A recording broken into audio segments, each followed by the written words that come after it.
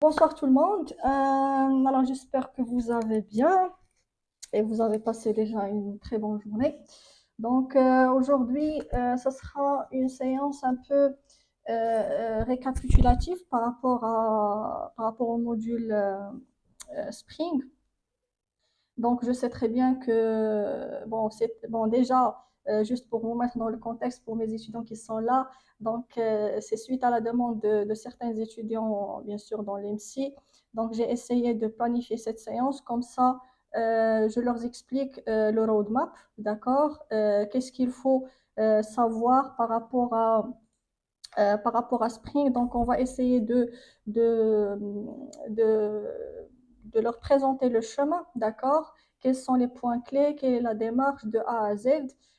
Par la suite, donc, vu la contrainte du temps, et bon, on a passé, bon, je m'excuse déjà pour ce retard, c'est imprévu, bon, en tout cas. Donc, on va essayer de faire une première session. Peut-être on planifiera d'autres si, bien sûr, s'il y a une demande et s'il y a un besoin, donc pour continuer le reste. Mais je vais essayer de focaliser surtout sur la présentation du roadmap et qu'est-ce qu'il faut savoir par rapport à Spring, d'accord? Et je vais partager avec vous vers la fin de la séance donc le lien vers le serveur Discord qu'on a créé. Donc comme ça, si vous avez des questions, des échanges ou peut-être des problèmes au niveau de réalisation de votre projet ou des TP, donc je serai là, Inch'Allah, donc pour vous répondre. Donc, sans trop beaucoup de tarder. Donc, au programme, donc je vais juste faire une petite introduction par rapport au framework Spring. C'est quoi, quelle est surtout la différence entre Spring et Spring Boot? Parce que vous entendez le framework Spring, le Spring Boot, est-ce qu'il y a une différence? Est-ce qu'ils sont la même chose? Donc, je vais essayer de détailler un petit peu la différence. Donc, je vais présenter par la suite le roadmap. Alors, quels sont les chapitres, quels sont les points clés sur lesquels on va travailler? Par la suite, donc, je vais vous montrer la création d'un projet Spring Boot from scratch avec les différentes dépendances qu'on aura besoin. Et je vais passer directement à la création d'une petite API REST avec les opérations de base CRUD. Et je vais la connecter, bien sûr, avec une base de données. Donc, je vais utiliser la base de données H2, bon, surtout pour accélérer le développement. Ensuite, on fera un petit test et j'explique what's next, donc quelle est l'étape suivante, qu'est-ce qu'il faut faire par la suite, d'accord?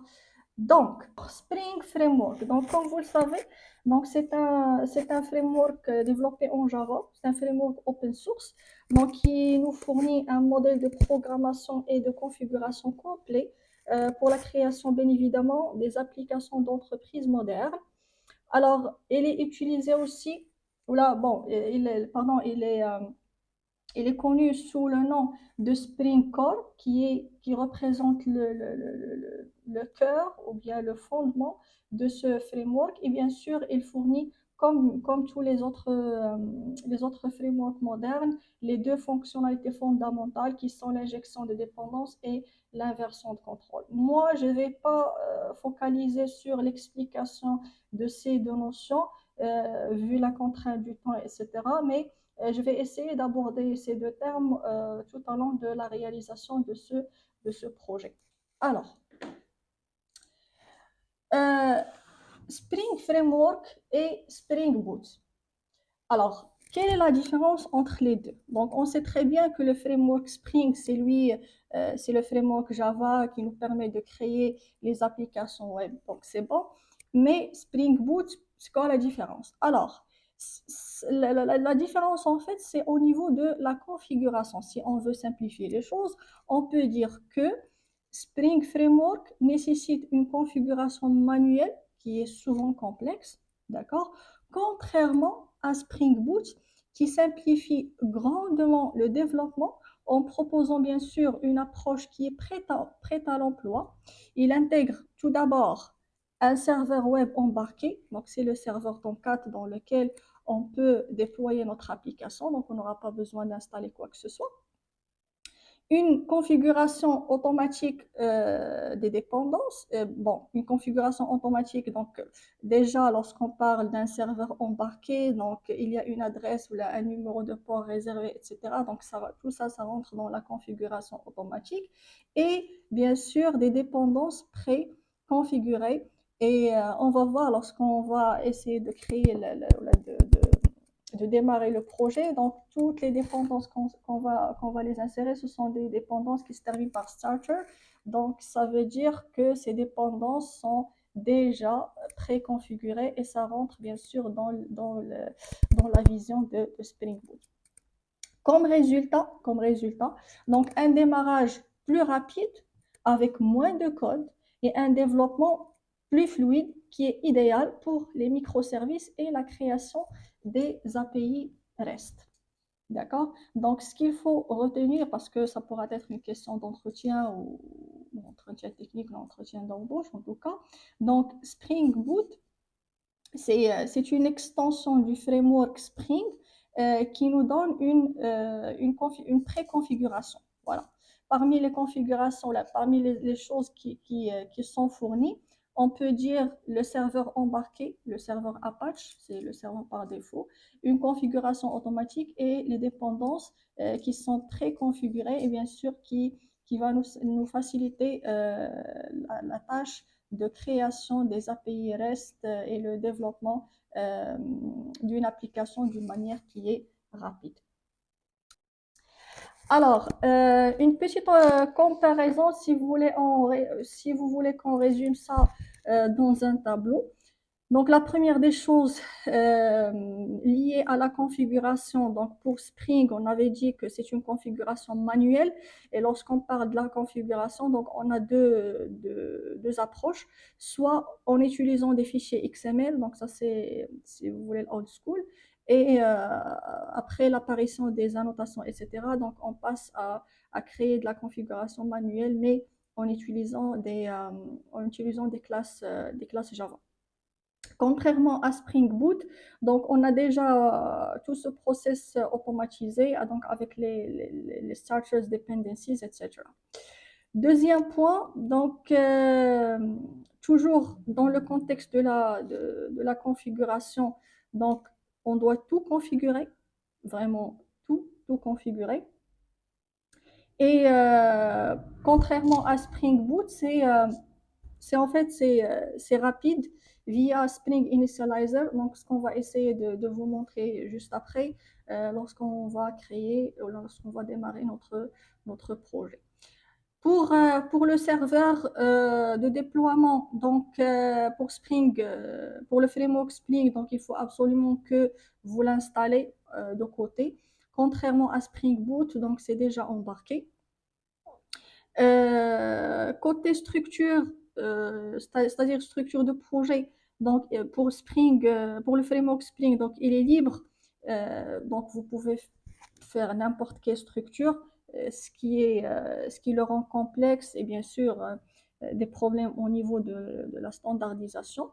Par contre, Spring Boot, donc c'est déjà structuré, imposé et clair, et je vais essayer bien sûr de vous expliquer la structure du projet par la suite. Et le dernier point, donc on peut créer des applications avec le framework Spring, c'est-à-dire sans passer par Spring Boot. Donc, si on veut vraiment une gestion qui est détaillée ou bien de travailler sur des projets hérités. Mais si vous voulez un développement rapide, accéléré, création des microservices faciles, donc vous pouvez passer par Spring Boot. D'accord? Donc ça, juste quelques points de comparaison entre le framework Spring et Spring Boot. Alors maintenant, je vais passer au roadmap. Donc ça, c'est le chemin. Ça, c'est le chemin en fait, c'est le programme du semestre. Et plutôt, c'est la première partie, d'accord? Parce que Spring, c'est un module qui est divisé en deux. Donc, la première partie, donc, vous allez découvrir les bases du framework. Et la deuxième partie, donc, ça concerne la création des architectures microservices, d'accord? Donc, il s'agit d'une continuité, en fait.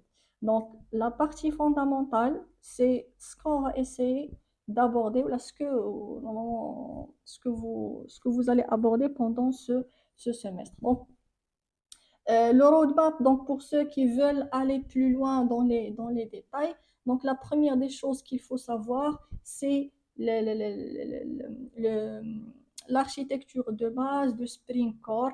Quel est, quel est le principe de l'inversion de contrôle et l'injection de dépendance, d'accord? Et quels sont les types de configurations qui existent. Et ça, il s'agit normalement d'un TP à faire allant du code Java basique en intégrant ce principe avec tout ce qui concerne le couplage fort et le couplage faible. Donc, ce sont des détails que vous pouvez y revenir par la suite. Donc, je vais partager avec vous mon support de cours. Nous, on va aller surtout dans les points qui sont essentiels, qui مثلا نقولوا بالدارجة اللاصق المفيد. Donc, on va se focaliser surtout sur la pratique, quelles sont les choses qui sont très importantes à savoir donc, pour réaliser un projet. Mais ça n'empêche qu'à un certain moment, lorsque vous serez un petit peu à l'aise avec Spring, etc., de revenir sur ces fondements parce qu'ils sont très, très importants.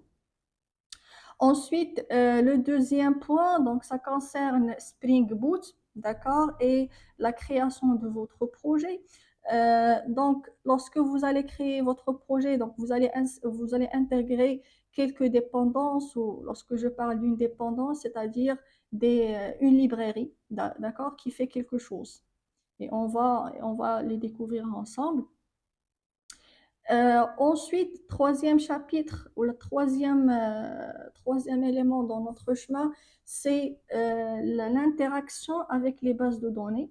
Donc, Spring nous fournit en fait, il nous fournit une dépendance, une extension qui s'appelle Spring Data. Donc, c'est une extension du framework qui vraiment nous offre tout ce qu'on aura besoin pour manipuler presque n'importe quel type de base de données. D'accord? Que ce soit base de données relationnelle, non relationnelle, orientée colonne, etc., etc. Nous, on va travailler avec Spring Data GPA pour manipuler, bien évidemment, les bases de données relationnelles. D'accord? Et l'exercice va se faire avec la base de données H2. Et je vais l'expliquer par la suite. Quatrième étape, c'est la création de votre API REST. Donc, on va suivre une architecture, d'accord, commençant de la base de données, pardon, jusqu'à l'interaction avec le client d'une manière qui est simple. Donc, c'est ça, en fait, les 3 points, donc 2, 3, 4, donc ce sont les points qu'on va essayer d'aborder durant cette séance d'une manière accélérée, d'accord.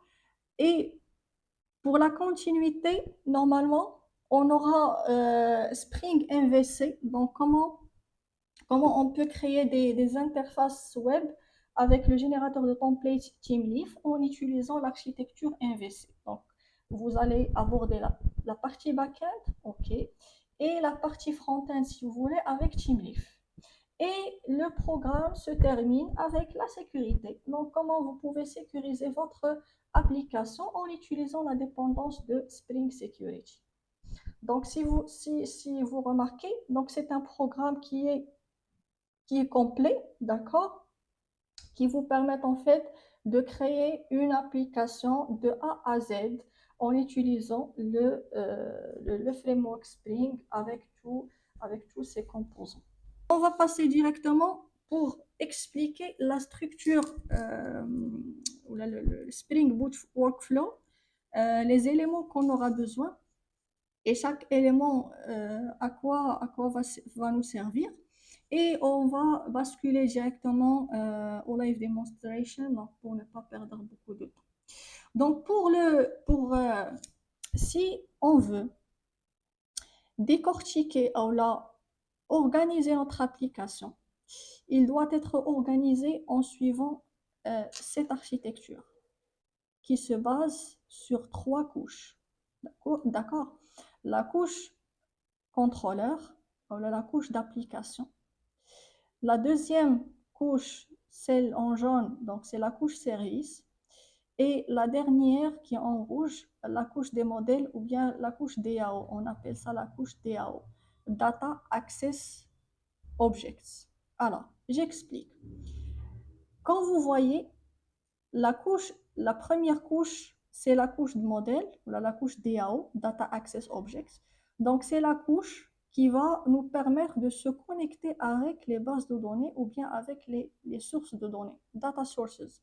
Ça pourra être des bases de données, la majorité des cas, mais ça pourra être aussi des fichiers ou des bases de données orientées objets ou orientées fichiers. D'accord?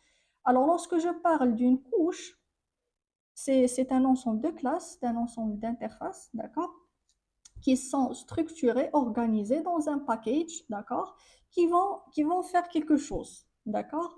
Donc, la première couche, c'est la couche DAO, responsable sur la communication avec les bases de données.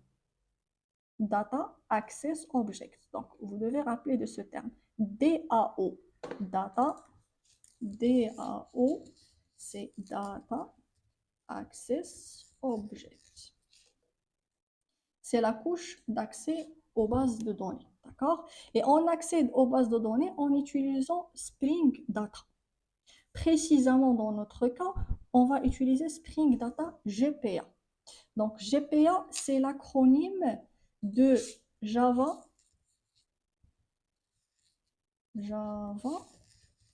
Persistence API. Donc, c'est un ensemble d'interfaces, d'accord, qui vont nous permettre d'interagir avec les bases de données, tout simplement. Donc, si je vous demande comment on peut accéder ou là, comment on peut manipuler les bases de données dans une architecture basée sur Spring, donc vous allez me répondre avec l'extension ou là, avec les dépendances de Spring Data. Précisément, lorsqu'on parle des bases de données relationnelles, donc on utilise Spring Data GPA. Donc Spring Data GPA, c'est en fait, c'est la bibliothèque, c'est l'extension du framework qui nous permet de communiquer, de manipuler les bases de données relationnelles. Très simple, d'accord? Alors maintenant, on va passer à la couche supérieure qui est la couche des services. Alors, vous savez très bien comme quoi un cahier de charge, donc c'est un ensemble de fonctionnalités. C'est une demande d'un client quiconque, avec ses demandes, etc., qu'on va les traduire en un ensemble de fonctionnalités. Alors, ces fonctionnalités-là, où on doit les mettre? On doit les mettre dans la couche service. Alors, toute la logique métier, toutes les fonctionnalités, tous les algorithmes, tout ce que vous voulez, doivent être dans cette couche. Alors, vous allez peut-être me poser la question, pourquoi cette architecture? Pourquoi on doit respecter les 3 couches? Tout simplement parce qu'il y a une convention derrière. Et bien sûr, lorsque vous travaillez sur un projet réel, donc vous allez travailler en équipe. Donc, il faut avoir des conventions, il faut avoir des structures partagées par tout le monde, d'accord? Donc, s'il s'agit des objets liés à la base de données, donc je sais très bien qu'ils vont être retrouvés dans la couche modèle, ou la couche DAO. S'il s'agit d'une logique métier, donc je vais la trouver dans la couche service, d'accord? Et la troisième couche, donc c'est la couche contrôleur. En fait, cette couche-là, il va contenir les points d'accès, d'accord? Ou plutôt ce qu'on appelle les contrôleurs qui vont recevoir les requêtes des clients et qui vont être responsables sur l'envoi des réponses, d'accord? Donc les contrôleurs, ce sont les classes qui vont interagir avec le client final. Lorsque je parle d'un client, d'accord? Ça pourra être un navigateur, ça pourra être une autre application, carrément. Ça pourra être un logiciel un logiciel de test des API comme Postman, d'accord? Donc, un client, en fait, euh, c'est un composant externe. Ça pourra être un navigateur. Donc, si j'interagis avec مثلا إلا كان عندي le front-end, donc je vais passer bien sûr à travers le navigateur. OK? Donc le client هنا عندي هو le navigateur. Si il s'agit d'un API REST, d'accord? Donc le client, ça va être un autre API ou une autre application carrément. Ça marche? Donc la structure, donc ce qu'il faut retenir ici, c'est que notre application, il sera construit, d'accord? Oh non. Il sera construit en 3 couches. Vous avez la couche DAO, c'est la couche la plus basse, c'est la couche qui interagit avec les bases de données, d'accord? Ensuite, la couche service, donc qui va contenir toute la logique métier de votre application, et la couche du contrôleur, donc c'est le point ou c'est le tunnel entre le client final et votre application. Et bien sûr, ces couches-là, donc, ils se communiquent entre eux, d'accord, comme vous voyez par des flèches. D'accord?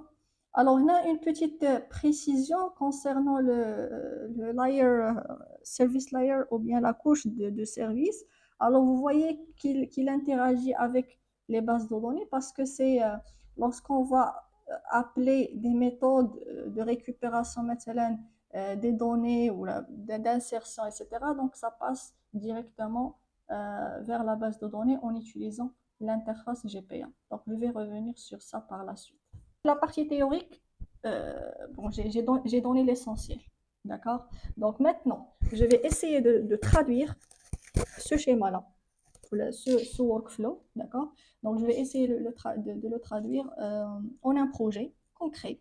D'accord? Donc on va essayer de créer ensemble un petit API REST. Alors, un API, est-ce que vous avez déjà entendu ce terme? Ça vous dit quelque chose ou pas?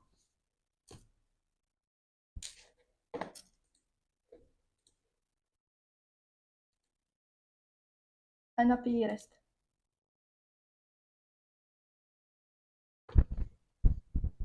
Les autres, non. Il a quand la réponse non rigolo, mais chez moi je comme ça j'aurais une idée. Bien. Donc un API REST en fait, donc c'est tout simplement c'est lorsque vous essayez d'exposer votre application pour qu'il soit utilisé par une autre application, tout simplement. Donc, nous, on va faire l'exercice parce qu'on doit manipuler les bases de données. On va créer un petit peu de logique, donc, comme j'ai cité tout à l'heure, donc les opérations CRUD, d'accord?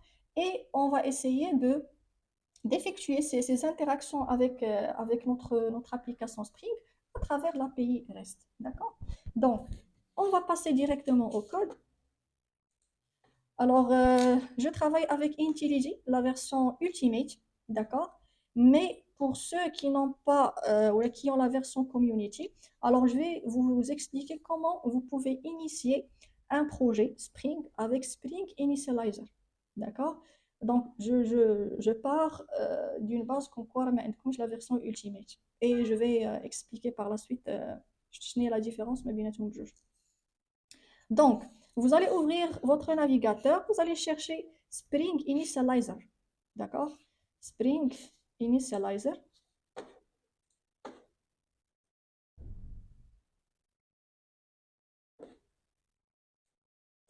Alors, ça, c'est l'interface.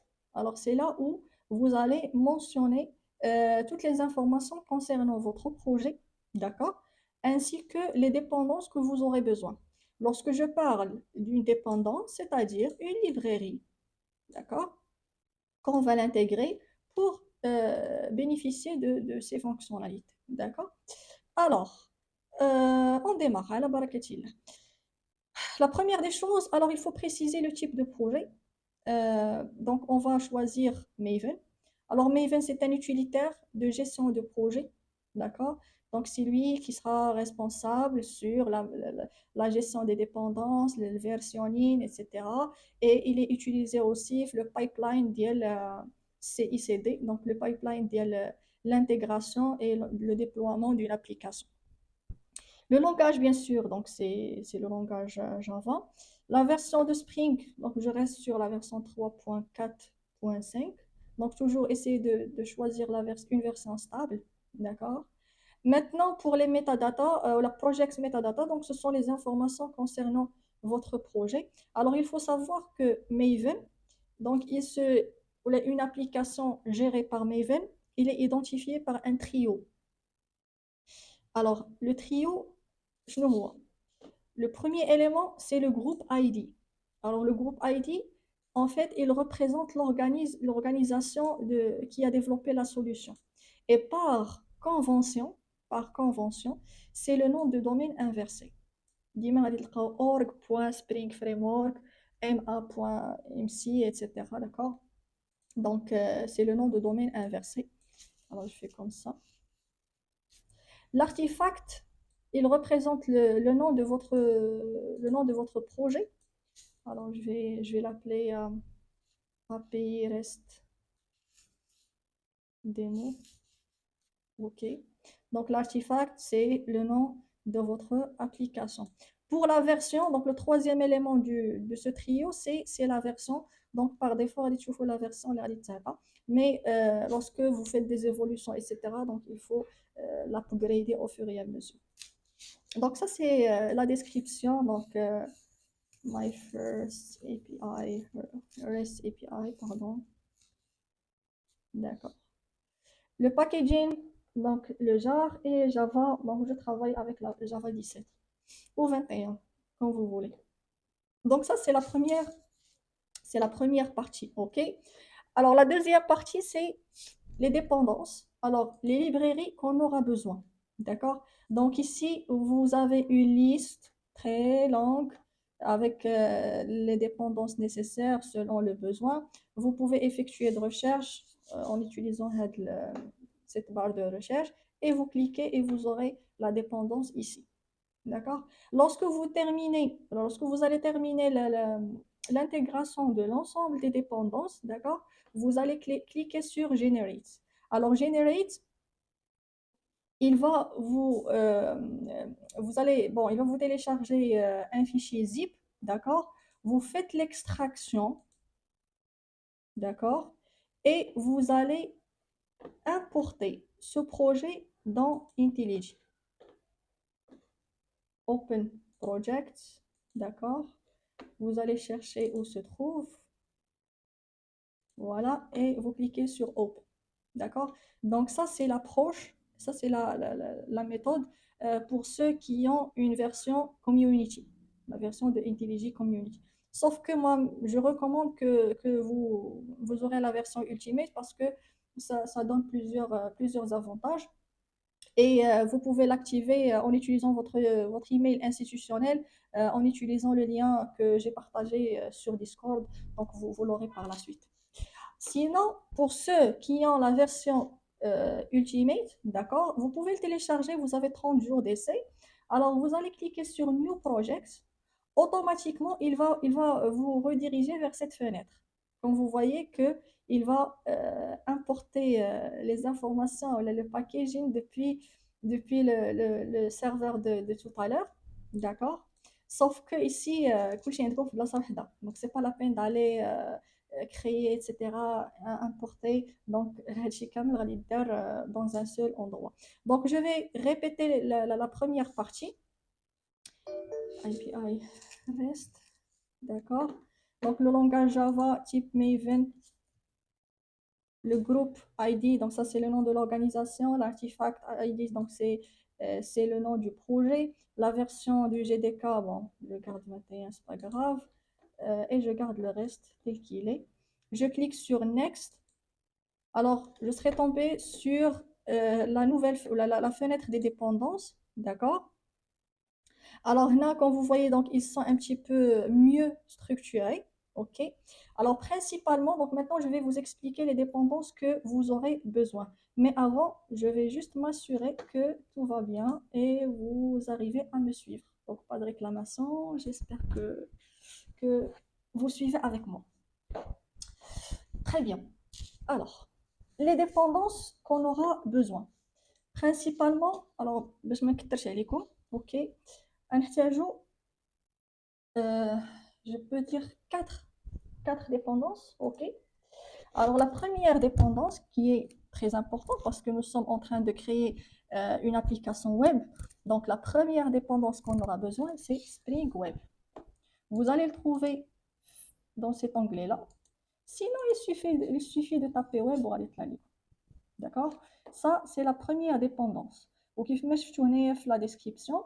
Il va vous permettre de créer des applications web qui incluent including RESTful application using Spring MVC.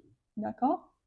Donc, il adopte aussi le design pattern MVC et il utilise le serveur Apache Tomcat as default embedded container.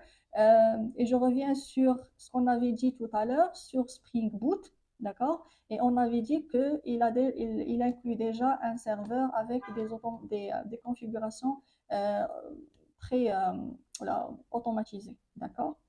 Donc, ça, c'est la première dépendance. OK? La deuxième dépendance, on avait dit qu'on va manipuler des bases de données relationnelles. D'accord? C'est pour cela qu'on aura besoin de la dépendance de Spring Data GPA. Vous pouvez tout simplement taper GPA. Donc, la deuxième dépendance, c'est pour manipuler les bases de données relationnelles en utilisant l'API GPA. Donc, GPA, c'est un API, c'est-à-dire un ensemble d'interfaces qui vont nous permettre d'interagir avec les bases de données relationnelles. Alors, là, juste une petite précision. Lorsqu'on parle des interfaces qui manipulent, vous savez très bien qu'en Java, n'importe quel langage de programmation orienté objet, on ne peut pas utiliser les interfaces d'une manière directe sans avoir une implémentation derrière.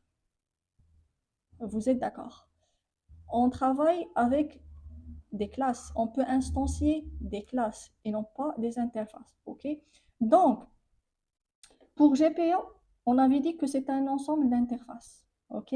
Donc, qui dit interface, il dit qu'il faut une implémentation derrière. Alors, l'implémentation par défaut, l'implémentation utilisée par Spring Data, c'est Hibernate. Alors, Hibernate, juste pour vous donner une petite définition, Hibernate, c'est un framework qui représente un ORM. ORM, c'est c'est le mapping objet relationnel. D'accord? Donc, c'est un framework qui fait le mapping, qui fait la liaison entre un environnement objet avec un environnement relationnel. C'est-à-dire, autrement dit, c'est traduire, comment on peut traduire une classe Java, on parle du PO, comment on peut la traduire en une table dans un environnement relationnel. Donc, sans passer par des requêtes SQL. Vous savez très bien que pour créer une table, donc il faut utiliser les requêtes SQL, create table avec l'ensemble des contraintes, etc. Pour appeler ou pour maintenant récupérer des données, etc. Donc, il faut passer par des requêtes select, étoile from, mise à jour, update, etc., etc. Donc, nous, on va avoir une abstraction totale de toutes ces requêtes-là, ces requêtes de l'SQL, donc on va utiliser seulement les interfaces GPA. Et derrière, on a l'implémentation Hibernate. Donc Hibernate, qu'est-ce qu'il va faire? Il va nous traduire les méthodes qu'on va essayer d'appeler, etc., vers des requêtes SQL qui seront exécutées sur l'environnement de la base de données. D'accord? Donc, avec le passage, Java, SQL, d'accord, il sera assuré par Hibernate, d'accord. Et pour avoir plus d'abstraction, donc on utilise les interfaces, on utilise les API comme GPA, d'accord. Donc ça c'est juste entre parenthèses pour que vous compreniez de quoi il s'agit.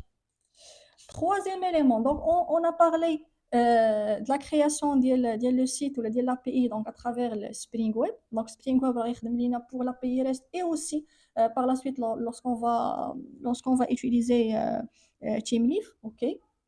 La manipulation des bases de données, c'est à travers Spring Data GPA. Maintenant, la base de données elle-même, quelle base de données on peut utiliser? En fait, il y a deux possibilités. Dans la phase de développement, on travaille toujours avec la base de données H2 database. Donc la base de données H2, c'est une base de données en mémoire, c'est-à-dire lorsque vous redémarrez là, vous arrêtez votre application, donc les données Kamli Kimchi, donc c'est une base de données qui est volatile, d'accord, mais il est utilisé dans la phase de développement, donc bien sûr, pour accélérer la phase et pour ne pas gaspiller du temps, la configuration, la mise en place d'une base de données externe, etc., etc. Donc, là, dans un premier temps, donc on va travailler avec la base de données H2, ok? Mais par la suite, si vous voulez si vous voulez persister vos données, d'accord, que ce soit avec MySQL ou la Postgres ou la SQL Server ou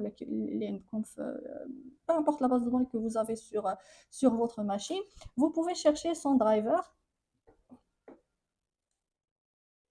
ou bien la dépendance. Donc, on va comme par la suite, les dépendances. Donc, si jamais vous avez raté quelque chose, ou quelques dépendances, donc vous avez oublié de la mettre ou quoi que ce soit, donc je vais vous montrer où vous allez la récupérer. Ça marche? Et la dernière dépendance, c'est la dépendance Longbook. En fait, ça, c'est juste, comme vous voyez, donc c'est une dépendance qui fait partie du package Developer Tools. Alors, ça vous permet d'éviter la création des les getters et les setters et les constructeurs, donc avec quelques petites annotations. Donc, vous pouvez avoir tout ça. باش ما يكونش عندكم un code اللي هو عامر غير بالبوليبريت. D'accord? Donc, grosso modo, on aura besoin de quatre dépendances pour le moment. Par la suite, maintenant, lorsque vous allez intégrer Spring Security, donc vous allez l'ajouter comme cinquième dépendance. Donc, moi, je vous ai donné juste les éléments qui sont importants. D'accord? Et lorsque vous terminez, vous cliquez sur Quit. Voilà. Vous allez attendre un petit peu. Donc, le temps que Maven télécharge ou les récupère les dépendances. Bien sûr, vous devez être connecté à Internet. Comme vous voyez qu'il y a des petits progress bar. Donc, vous attendez jusqu'à ce qu'il termine. J'essaie toujours de télécharger les dépendances. Bon, je vais fermer le help. En attendant, je vais essayer d'expliquer un petit peu la structure, d'accord? La structure du projet. Alors, donc après la création alors, la finalisation du téléchargement, alors la première des choses que vous devez être sûr là, vous le fichier POM, d'accord? Vous vérifiez que le petit thème apparaît, d'accord? Ça veut dire que votre projet il a été initié avec succès et vous pouvez commencer à travailler là-dessus. D'accord? Donc, le petit thème, elle est très importante. Alors, j'ai un petit souci ici.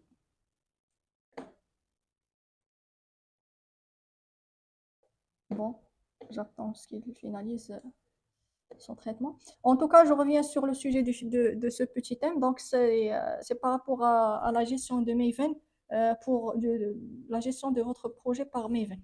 D'accord?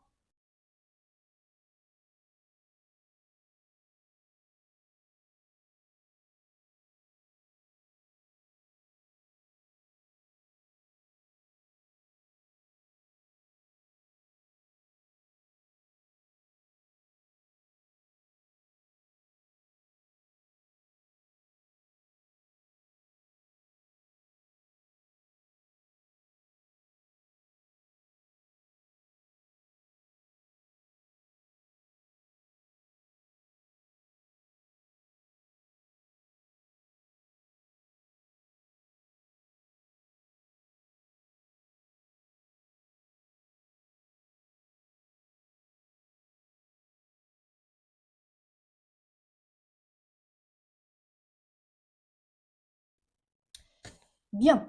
Alors, la structure du projet est comme suit. Le premier dossier, c'est le dossier SRC, le dossier source. Alors, c'est là où vous allez mettre vos codes Java.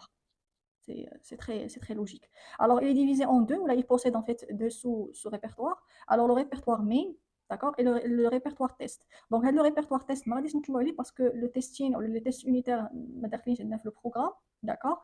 Nous, on va se focaliser sur le répertoire Java. Donc, c'est là où on va mettre l'ensemble des classes et des interfaces.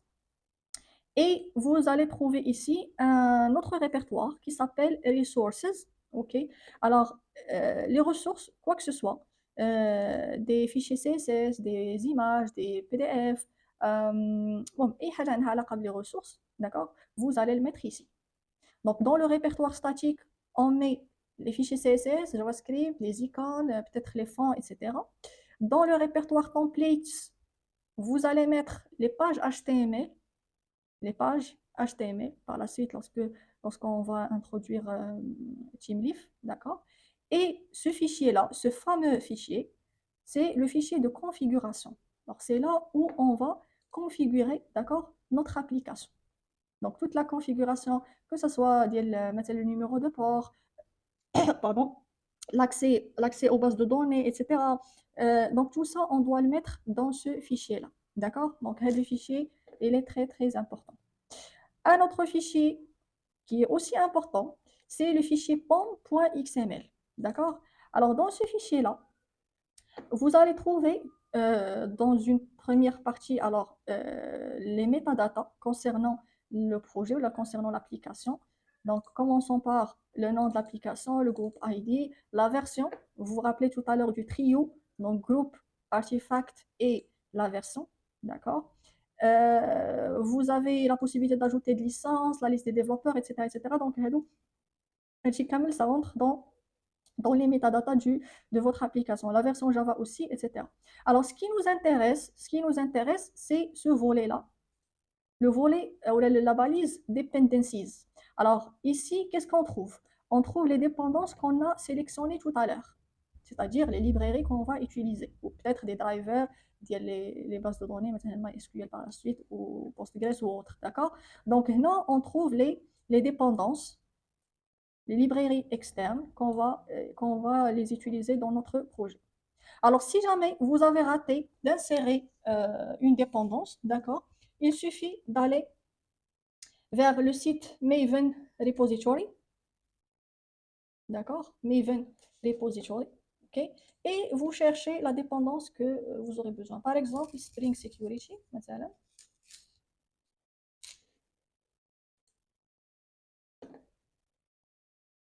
Donc là, vous allez trouver l'ensemble des dépendances liées à Spring Security. La question qui va se poser, je vais choisir laquelle que je vais choisir. Alors, vous vous rappelez tout à l'heure, on avait parlé des starters, d'accord? Ce sont les dépendances qui sont préconfigurées, d'accord? Donc, et dépendances liées à Spring, donc vous devez chercher la version Spring Boot Starter s'il existe. Par exemple, pour la sécurité, donc vous avez ça, d'accord? Donc, mais sinon, une petite recherche sur ChatGPT, il va vous guider dans le choix de la dépendance. D'accord? Bien, donc je reviens sur... pardon. Donc je reviens euh, sur, le, sur le projet. Alors je vais juste tester le fonctionnement. Donc je clique sur démarrer, run. J'active les annotations. Je pense qu'il y a un problème avec le notebook. Bon, c'est pas grave. L'essentiel que Spring Web, Spring Data GPA, H2, donc les éléments essentiels.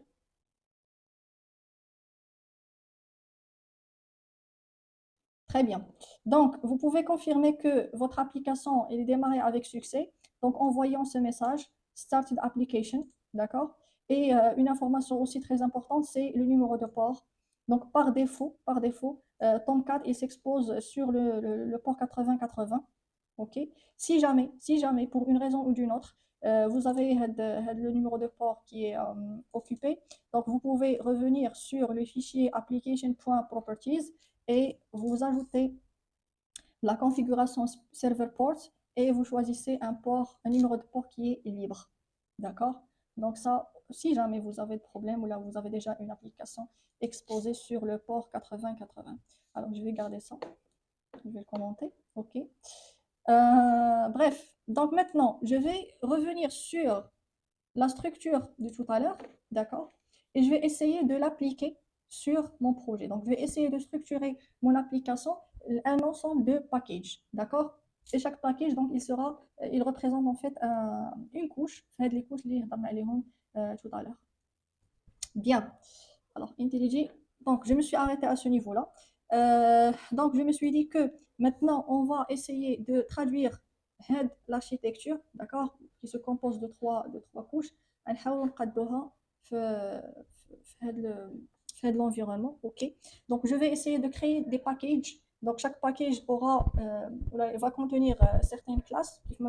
Il faut avoir une structure claire. Donc, comme ça, le projet Diacon qui est structuré, professionnel, bien sûr, et vous allez suivre les conventions, les kinines.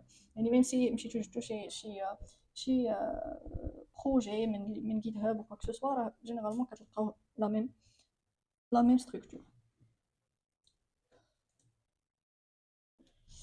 Bien.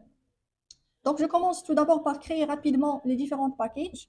Alors pour créer les packages, donc, s'il vous plaît, vous faites très attention durant la création des classes Diacon, parce que toute classe est créée hors du scope du projet Diacom, il sera pas visible, il ne sera pas traité. D'accord? Donc, les packages Diacom, les classes, quoi que ce soit, ils doivent être à ce niveau-là. Donc, selon le nom de l'application qui fait donc c'est à ce niveau-là que vous devez créer, que ce soit des classes ou que ce soit des packages. Alors, donc, le premier package que je vais créer, c'est le package controllers. Donc, c'est là où on va mettre les différents contrôleurs. Ensuite, le deuxième package, c'est Services. Troisième package, je vais l'appeler Repositories et je vais expliquer c'est quoi. Et le quatrième package, c'est le package DAO, ou pardon, le package Entities, ou là, Models en tout cas. Bien, donc, je vais expliquer au fur et à mesure chaque package qu'est-ce qu'il doit contenir. Alors, je vais commencer par le package Entities. Alors, le package Entities, c'est là où on va mettre les classes Java qui vont être traduites en une classe, ou là, pardon, en des tables relationnelles, d'accord? Donc, une entité c'est quoi? C'est une classe Java qui a une représentation au niveau de base de données. Ça marche? Donc, dans le package entities, donc, je vais créer une nouvelle classe. Je vais l'appeler, par exemple, students. Donc, je vais faire juste un exemple très classique, d'accord? Alors, don't ask again, add. Je vais essayer aussi de partager avec vous le code source, comme ça, vous aurez une référence. Donc, je commence ma classe avec la déclaration de quelques attributs. Donc, j'ai un ID, private string, full name, private boolean, is active. Par exemple, donc trois éléments, trois attributs. OK? Alors, comment on peut traduire cette classe, d'accord, en une table relationnelle? C'est en utilisant la notation entity. C'est pour cela que nous avons les entités. D'accord? Donc, la notation entity, vous allez remarquer peut-être le petit symbole de la base de données. Donc, cette classe, ça va être traduit en une table relationnelle qui s'appelle students grâce à Hibernate. OK? Donc, les annotations qu'on va utiliser, en fait, ce sont des annotations qui font partie à GPA. Donc, juste pour faire la liaison entre ce que vous faites le code et ce qu'on a parlé tout à l'heure, la partie théorique. D'accord? Donc, je déclare une classe comme étant une entité en utilisant la notation entity. Et bien sûr, vous savez très bien qu'une table relationnelle doit avoir un élément clé qui s'appelle la clé primaire. D'accord? Donc, parmi ces attributs, donc, je dois déclarer la clé primaire en utilisant la notation ID. Donc, la notation ID, ça va mentionner comme quoi cet attribut-là, il va jouer le rôle d'une clé primaire. D'accord? Alors, une deuxième chose à ajouter, c'est comment rendre l'insertion de la clé primaire d'une manière automatique, d'accord, il s'incrémente au fur et à mesure qu'on fait des opérations d'insertion, c'est en utilisant Generated Value. Alors, on choisit la stratégie auto. Alors, cette annotation, qu'est-ce qu'il va faire? Il va nous permettre, là, au moment de l'insertion de votre objet student, alors vous n'aurez pas besoin de mentionner une valeur pour l'ID. Pourquoi? Parce qu'il sera généré d'une manière automatique. Donc, commençons de 1, de 3 jusqu'à n. OK? C'est pour cela qu'on a ajouté cette annotation. Alors, je vais faire juste un tout petit test très, très rapide. Je vais redémarrer l'application pour que cette classe soit prise en considération. Alors, je vais juste vous montrer, ou plutôt, on va vérifier ensemble si la table a été créée dans notre base de données. Et je vais vous expliquer comment on peut y accéder. Donc, au niveau du code, au niveau, pardon, du log, vous allez normalement trouver quelque chose comme ça. Added connection. Et vous allez trouver l'URL de votre base de données avec le username qui est par défaut SA. D'accord? Donc, cette information, elle est très importante. D'accord? Ça, c'est la première des choses. Ensuite, en bas,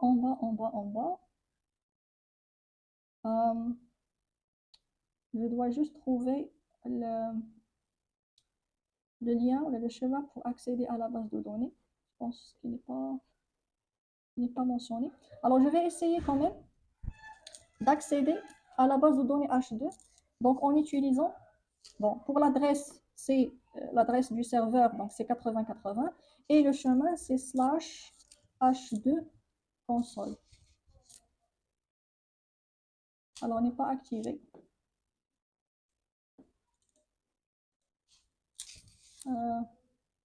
H2 console enabled, donc je vais la rendre true. Donc, pour activer l'accès aux consoles, c'est pour cela il n'était pas mentionné sur le log. Voilà. Alors, c'est ce message que je cherche. H2 console available at /h2 console. Alors maintenant, si j'actualise, donc ça c'est l'interface pour accéder à votre base de données H2. D'accord? Pour le GDBC URL, vous l'avez, c'est celui-là. Donc je vais le prendre. Et pour le username, c'est SA. C'est ce qu'on a vu ensemble tout à l'heure. Donc par défaut, c'est SA. Je vais vous montrer comment vous pouvez le personnaliser. Et vous cliquez sur Connect. Pardon. Connect. Très bien. Donc ça, c'est notre table student. Elle est pour le moment vide. Donc il contient les trois éléments, les trois colonnes. ID full name is active. Donc maintenant, je peux m'assurer que ma table elle a été créée avec succès. Qui dit que, ça dit quoi? Ça dit que la liaison avec la base de données elle a été établie. Donc j'ai ma base de données H2, elle est là, voici le console. OK. La classe que j'ai créée tout à l'heure, elle a été transformée en une table relationnelle. Donc la liaison, elle est faite correctement. Donc maintenant, je peux avancer. Alors, un petit conseil à vous donner, s'il vous plaît, lorsque vous travaillez sur quoi que ce soit, chaque étape, ou là, chaque action faite, essayez de la tester. J'ai créé une entité, je vérifie qu'il existe, qu'il est inséré avec l'ensemble des attributs. J'ai fait des modifications X, Y, je teste. Parce que si vous avancez la création, etc., à un certain moment, vous retrouvez avec des erreurs et des problèmes, ou des erreurs d'accord? Donc, voilà. Donc, ça, c'est l'accès à la base de données. Donc, là, je vais juste ajouter quelques petites configurations. Donc, je vais essayer de fixer de donner un URL parce que à chaque fois que vous redémarrez votre application, donc le chemin, il sera changé parce que ça se génère à chaque fois, parce que la base de données se crée à chaque fois. D'accord? Il n'est pas persistant. D'accord? Donc, je vais essayer euh, donc, je vais essayer de fournir un URL. Alors, cette URL, bien sûr, il faut respecter le format. Donc, GDBC 2.h2 2.mem. Donc, vous prenez la première partie copier, on fait copier-coller, d'accord? Et maintenant, donc, vous pouvez préciser le nom de votre base de données, par exemple, euh, REST database, d'accord? Pour le username, donc string data source username, donc au lieu d'avoir SA, donc je vais par exemple mettre root. Et vous pouvez ajouter aussi un mot de passe, par exemple root. Je redémarre, comme ça les modifications seront prises en considération. Bien sûr, ces informations vont être changées par la suite lorsque vous allez switcher vers une base de données persistante comme MySQL ou autre. Donc, on a une petite vérification. Voici le chemin. Donc, maintenant, je ne vais pas dire un chemin fixe, mais il sera pris en considération à chaque fois. Donc, ce n'est pas la peine d'aller chercher un chemin aléatoire. Donc, je vais maintenant redémarrer pour passer l'URL. Alors, GDBCH2. On avait mis username root et root connect. Et voilà. Ensuite, donc la deuxième étape, c'est la création du répertoire. Donc, le répertoire ou bien le repository, en fait, c'est l'héritage, d'accord, de l'ensemble des fonctionnalités proposées par GPA. On avait dit tout à l'heure que GPA, donc c'est un ensemble d'interfaces qui vont nous permettre de manipuler notre base de données par le biais de Hibernate, d'accord. Donc maintenant, on va créer une interface qui va hériter du GPA pour avoir la possibilité ou pour avoir les fonctionnalités de base pour cette manipulation. Parce que chaque entité doit avoir son propre répertoire. Vous savez très bien, lorsque vous écrivez les requêtes SQL, donc select étoile from what. Donc il faut préciser le nom de la table. C'est bien évidemment ça. Donc il faut avoir un répertoire dans lequel vous allez mentionner le nom de la table que vous allez implémenter. Donc, dans le répertoire, dans le package repositories, donc je vais créer une nouvelle interface, d'accord, que je vais l'appeler students repo, d'accord. Et cette interface-là, donc, il va hériter de GPA repository. Donc, qu'est-ce qu'on a fait? On va hériter et récupérer toutes les fonctionnalités de base, notamment les opérations CRUD, de la part de GPA et qui vont être appliquées sur quelle table? Donc, pour répondre à cette question, donc, il faut fournir le premier paramètre, donc students, et le deuxième paramètre, donc le type de la clé primaire. D'accord? Donc, l'interface students repo, il va hériter de GPA repository. OK, donc c'est l'ensemble des opérations CRUD, etc. Donc, on va essayer de les découvrir. Le premier paramètre, donc, c'est students. Le deuxième paramètre, c'est la clé primaire le type de la clé primaire de la table. L'étape suivante, c'est la création de la couche service. Alors ici, donc, c'est là où on va mettre notre logique métier. Donc, je parle de l'opération CRUD pour le moment. Donc, pour cela, je vais créer une interface plus classe. Là, pour faciliter les choses, parce que déjà c'est 10h15, donc je vais créer directement une classe Java que je vais l'appeler Students Services, le service. Alors dans cette classe, c'est là où je vais mettre l'ensemble des méthodes qui vont, ou l'ensemble des fonctionnalités qui vont être appliquées sur cette table, ou plutôt toutes les fonctionnalités liées à l'objet students. D'accord? Donc, je vais faire l'exercice seulement avec le create and read, donc l'insertion et la récupération d'un objet, students. Alors, alors. Donc, je commence par la création de ma première méthode. Je vais l'appeler par exemple save student. D'accord. Donc public, je vais récupérer students.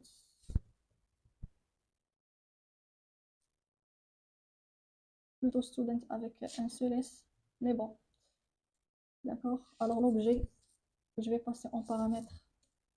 Donc c'est l'objet student. Et maintenant, donc, je vais mettre la logique métier pour insérer un objet étudiant. D'accord? Alors pour cela, qu'est-ce qu'on va faire? Parce que nous avons déjà préparé le répertoire, donc cette interface-là. Donc qu'est-ce qu'on va faire? Donc on va essayer de déclarer un objet du type student repo. Donc cet objet-là, donc c'est lui qui contient en fait toute la panoplie ou toutes les fonctionnalités de base pour manipuler l'objet étudiant, l'objet students. OK? Donc je déclare students repo. Bon, le S m'a dérangé en fait, mais bon. Alors, student repo, il s'agit d'une interface. OK? Mais on aura besoin d'un objet concret pour qu'on puisse appeler les différentes méthodes. Pour cela, on aura besoin d'injecter la dépendance student repo. Et bien sûr, j'ai oublié une chose. Alors, cette classe, c'est une classe de service, donc il faut la mentionner. Alors, le sujet de l'injection de dépendance, vraiment, c'est un sujet qui va prendre beaucoup de temps pour l'expliquer. Du coup, je vais essayer quand même de planifier une autre séance ou des séances supplémentaires donc pour mieux expliquer les détails techniques, d'accord? Parce qu'il faut revenir sur le principe de l'injection de dépendance, etc.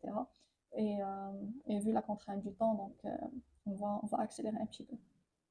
Donc, en tout cas, pour résumer, ou là, pour donner une petite idée rapidement, donc la notation auto-wired, donc il va permettre, ou là, il va demander à Spring d'aller chercher une instantiation, d'accord, d'un objet de type student repo, notamment un objet qui va nous permettre de manipuler notre classe, ou là, notre table, pardon, la table students, d'accord? Alors maintenant, puisqu'on veut insérer un objet, donc je vais appeler la méthode save. Donc la méthode save, c'est une méthode qui va nous permettre d'enregistrer l'objet student. C'est l'équivalent en fait à insert into. Et je passe le paramètre student. Donc là, pour le type de retour, alors je peux juste mettre void. Pas la peine de... Sinon, student, si vous voulez vérifier l'insertion de l'objet. D'accord? Donc ça, c'est la première méthode. La deuxième, c'est la lecture. Donc, je vais utiliser une deuxième méthode, donc liste qui va retourner une liste des étudiants. C'est l'équivalent en fait à select étoile from students. Alors je vais importer liste. Voilà. Get all students. Donc c'est une méthode sans paramètre qui va retourner l'objet find all. Qui va retourner la liste des étudiants en utilisant la méthode find all. Donc la méthode save, c'est pour enregistrer. La méthode find all, c'est pour récupérer le tout. Et vous avez la méthode find by ID, c'est pour récupérer un objet en utilisant son ID. Vous avez la méthode delete or delete all, or delete by ID, c'est pour la suppression. Donc ce que je vous invite à faire, c'est vraiment aller découvrir les différentes méthodes. Vous avez count, vous avez les différentes options de delete, vous avez le test d'existence avec exist by ID, etc. Donc, je vous invite à aller décortiquer les différentes fonctionnalités là-dessus. D'accord? Nous, on va se baser sur ces deux éléments. D'accord? Et on a terminé avec la couche service. La dernière étape, c'est la couche contrôleur. Donc, c'est en fait, c'est là où on va créer notre API REST pour qu'on puisse exécuter ces fonctionnalités. Donc, rapidement dans le package controller, donc je vais ajouter une nouvelle classe que je vais l'appeler student controller. D'accord? Alors, puisqu'il s'agit d'un contrôleur REST, donc je vais utiliser la notation REST controller. D'accord? Et je vais déclarer les différentes méthodes qui vont être associées, bien sûr, avec la couche service. En fait, on est là. On est bien sûr, on est là. On est dans la troisième étape.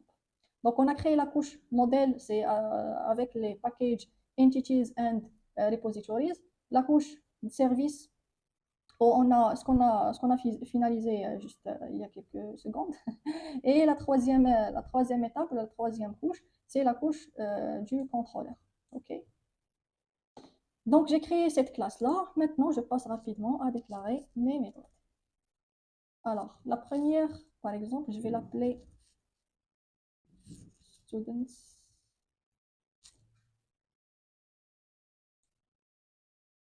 Non, j'accepte. Donc, students. Voilà. J'importe la liste. Get all. Donc, ici, le nom n'est pas assez important. OK. Et qu'est-ce que je vais faire? D'abord, donc, je vais déclarer l'objet service. D'accord? Donc, je vais instancier un objet de type student service. Student service. D'accord? Et maintenant, donc, je peux appeler la méthode, ou les méthodes qu'on a déclarées tout à l'heure. Student service, get all students. Bien sûr, il faut retourner la liste des objets. Très bien. Donc, on a déclaré la classe du contrôleur. On a déclaré l'objet student service. D'accord? Alors, n'oubliez pas d'injecter la dépendance, ou plutôt d'instancier l'objet. Sinon, vous pouvez créer directement New Student Service. Alors, je reviens sur ces détails par la suite. D'accord? La méthode getAll, donc c'est une méthode qui va appeler la couche service. Bien sûr, dans le contrôleur, on ne met rien, on ne met jamais de la logique métier. Donc, toute la logique métier doit être déclarée dans la couche service. OK? Alors, la dernière étape, c'est quoi? C'est comment on peut, quelle est l'approche ou quel est le process pour que cette méthode sera exécutée après l'envoi d'une requête. Parce qu'on avait dit que le contrôleur, donc c'est le point de liaison entre le client final et votre application à travers le protocole HTTP. Donc il faut une adresse, un chemin, etc. Donc pour envoyer les requêtes, etc.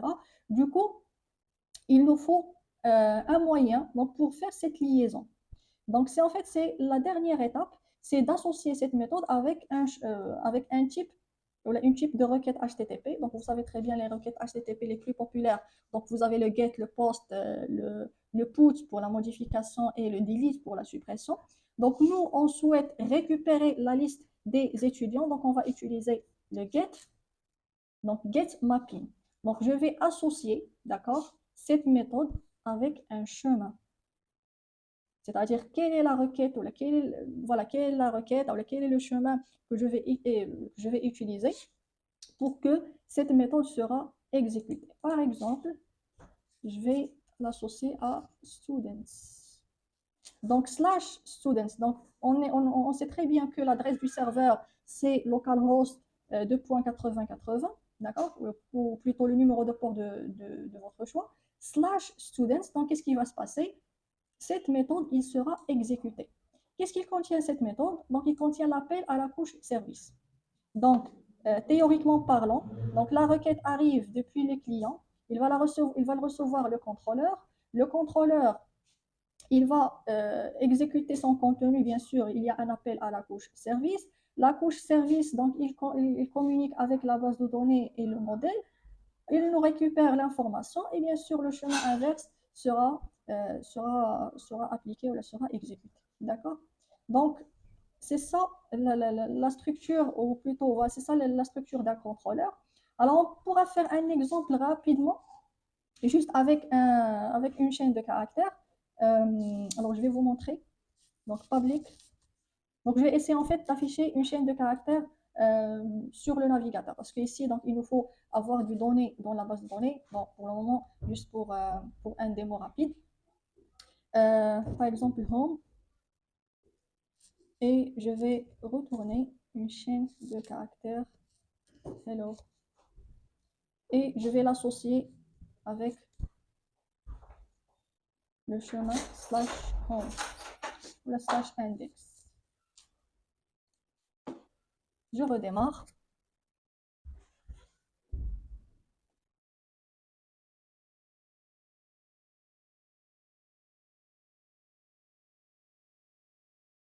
Alors maintenant, si j'essaie d'accéder, alors localhost 8080 slash, comment on l'a appelé, index, oui. voici le texte. Donc ça, c'est en fait, c'est l'objet qui a été retourné. D'accord? C'est hello. Alors maintenant, je vais essayer d'insérer quelque chose dans la base de données en utilisant la méthode save. D'accord? Donc pour cela, je dois créer une troisième méthode. Alors de la même façon, public students ou plutôt void parce qu'on ne va rien retourner. D'accord? Save students si vous voulez. Alors, et je vais exécuter save students. Alors ici, je dois avoir un paramètre. Donc le paramètre, c'est l'objet students, bien sûr.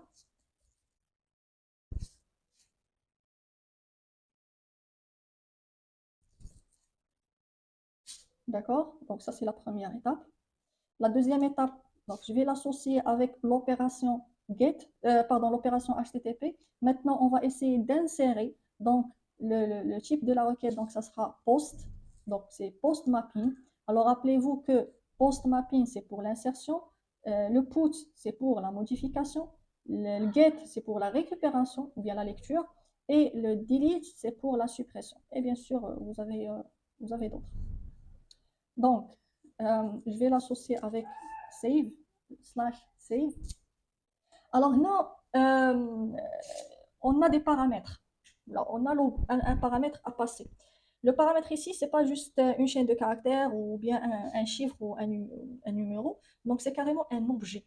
D'accord? Donc, l'objet, on doit le passer là, il doit être passé dans le corps, dans le body d'une requête HTTP. Donc, pour cela, pour que pour que le contrôleur puisse récupérer l'objet, donc on doit utiliser request body. Voilà, si je ne me trompe pas. D'accord? Donc, qu'est-ce qui va se passer? Donc, nous, on va essayer d'envoyer un objet de type students. D'accord? Il sera récupéré à travers par le biais de cette annotation, donc il sera reconnu. Par la suite, il sera passé comme paramètre dans la méthode SaveStudent. Alors, juste pour m'assurer, donc je vais faire un petit affichage. Students. Alors, j'ai oublié une chose, c'est que je dois déclarer les getters et les setters dans l'objet students.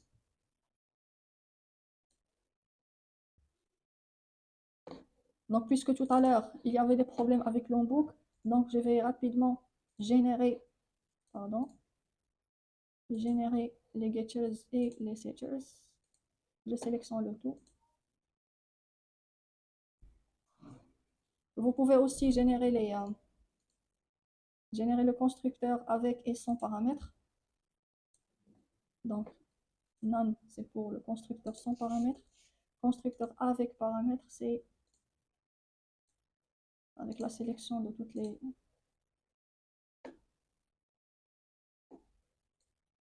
les attributs. Alors, je vais le mettre ici.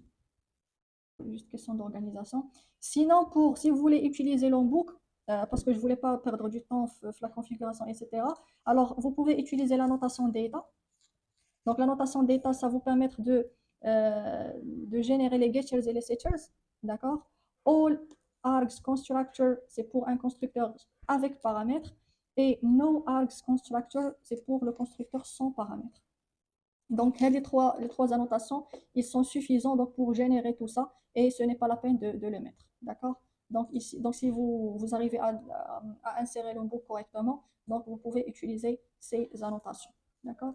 Alors, je reviens sur le contrôleur. Je fais un petit affichage pour s'assurer que j'ai bien récupéré l'objet. D'accord? Donc, je suis en train de faire la démonstration, mais aussi de vous montrer comment vous pouvez faire le débugage au cas où vous aurez des problèmes ou vous rencontrez des soucis au niveau de certaines opérations. Alors, pour que je puisse faire le test d'insertion, alors je vais utiliser Postman. Donc, Postman, c'est un logiciel qui vous permet de tester les API REST parce que, comme vous le savez, le navigateur ne nous permet pas de faire de l'insertion. Il faut passer par par un logiciel. Ok, ok. Mhm. Alors, Postman.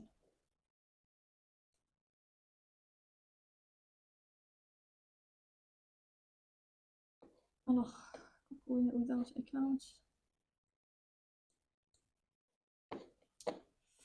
Alors, je vais donc new HTTP. Alors, post pour l'adresse du serveur, donc c'est localhost 8080 slash. Et le chemin, c'est ce qu'on a fait, ce qu'on a mentionné, c'est slash save. Alors ici, je dois préparer le body.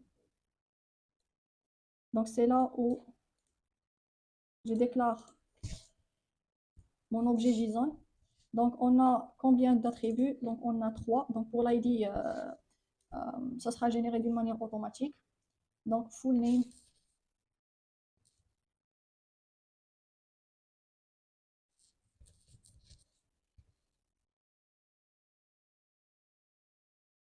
Alors, et is active.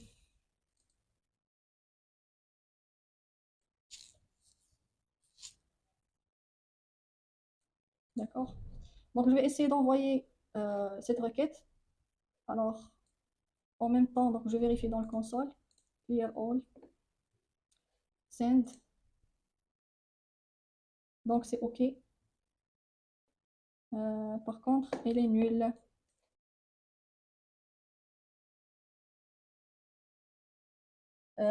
J'espère que cette séance elle a été un petit peu constructive avec tout le nécessaire donc euh, pour, euh, pour démarrer, ou là, pour ceux qui n'ont pas encore commencé, ou là, pour qui ont des difficultés au niveau de Spring, donc ils peuvent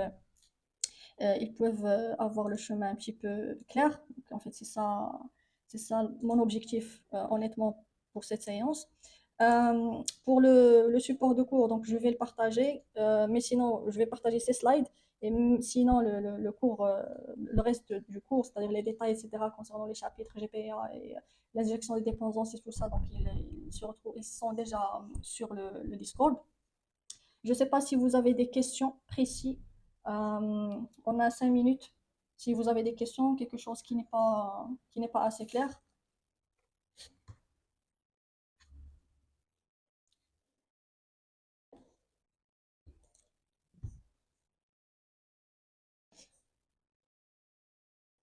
On sait comment les méthodes de repositories.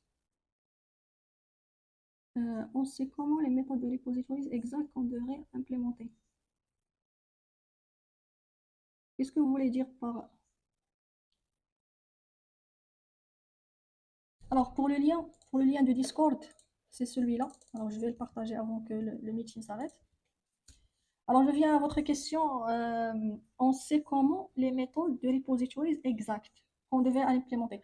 En fait, donc pour avoir tout le nécessaire concernant les fonctionnalités, etc., donc vous faites l'héritage de GPA Repository. Si j'ai bien saisi votre question. C'est bien ça?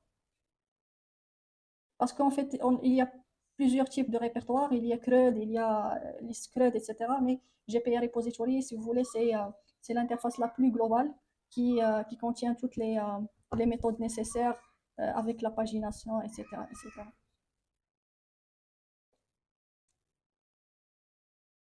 J'ai bien répondu à votre question? Moi, je désigne les méthodes. À l'intérieur de quoi?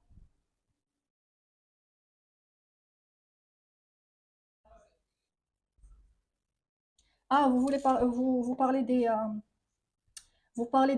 requêtes, si vous voulez, les requêtes avancées, c'est ça?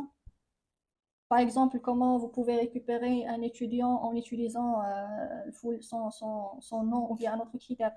Alors ça rentre dans les requêtes avancées. Alors vous allez les retrouver dans les slides, principalement dans le chapitre des requêtes, le chapitre GPA. Alors, voilà, c'est à ce niveau-là. Donc, la syntaxe, c'est en fait, c'est find by et vous ajoutez le critère. Donc, comment vous allez savoir? Ça dépend de votre cahier de charge. Si vous voulez, par exemple, effectuer une recherche en utilisant le full name ou en utilisant, par exemple, numéro d'apogée, etc., donc vous allez le mentionner ici. Sinon, les méthodes par défaut, c'est juste find by ID. Donc, mais l'ID, ce n'est pas quelque chose qui est significatif. Donc, le choix, qu'est-ce que vous allez mettre dedans? Donc, ça dépend en fait du cahier de charge. Qu'est-ce qu'il vous demande comme fonctionnalité? D'accord? D'autres questions?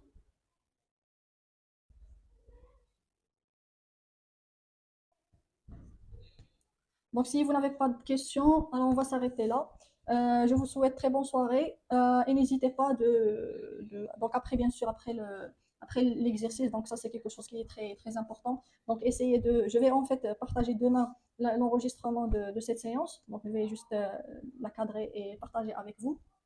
Essayez de créer au moins cette première partie. Je vais partager aussi le code source après la résolution du problème avec le request body. Et si vous avez des questions ou des problèmes, quoi que ce soit, donc n'hésitez pas à les partager dans la communauté, soit moi ou bien les autres étudiants qui ont déjà avancé, ils peuvent vous répondre. Donc sur ça, je vous dis très bonne soirée et très bon courage pour le reste. Salam alaikum wa rahmatullah.